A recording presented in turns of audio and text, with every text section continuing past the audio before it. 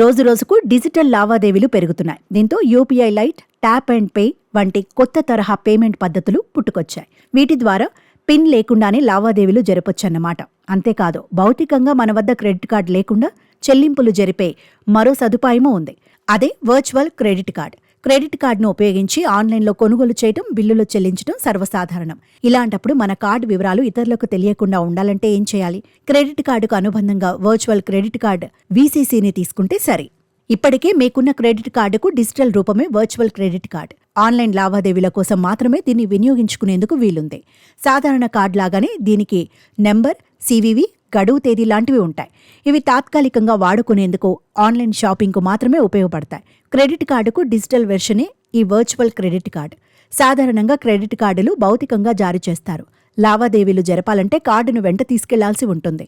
ఈ virtual credit కార్డుతో ఆ సమస్య ఉండదు. మీరు కావాలనుకున్నప్పుడు ఆన్లైన్లో దీన్ని వినియోగించవచ్చు. పేమెంట్ చేసే సమయంలో క్రెడిట్ కార్డు నెంబర్కు బదులుగా వర్చువల్ కార్డ్ వివరాలు నమోదు చేయాల్సి ఉంటుంది. ప్రస్తుతం చాలా బ్యాంకులు వర్చువల్ క్రెడిట్ కార్డును అందిస్తున్నాయి. మీ బ్యాంక్ వెబ్సైట్ లేదా మొబైల్ యాప్లో దీని గురించి సమాచారం ఉంటుంది. కార్డు కోసం దరఖాస్తు చేయగానే ప్రత్యేక వర్చువల్ కార్డు నెంబర్ వస్తుంది. ఇది సాధారణంగా 24 గంటల నుంచి 48 గంటల పాటు అందుబాటులో ఉంటుంది. ఈలోపు రద్దు చేసుకునేందుకు వీలుంటుంది.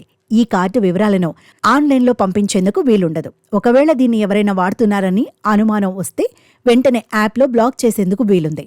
వీసీసీలో ఎంత మొత్తం ఉండాలన్నది కార్డుదారు ముందే నిర్ణయించుకోవచ్చు. దాన్ని వాడకపోతే వెంటనే ప్రాథమిక కార్డులోకి బదిలీ అయిపోతుంది. వీసీసీని వాడాలన్న ఓటీపీ, పిన్ తప్పనిసరి. ఆన్లైన్ కొనుగోలు చేసే ముందు ఈసారి వర్చువల్ క్రెడిట్ కార్డును ప్రయత్నించండి.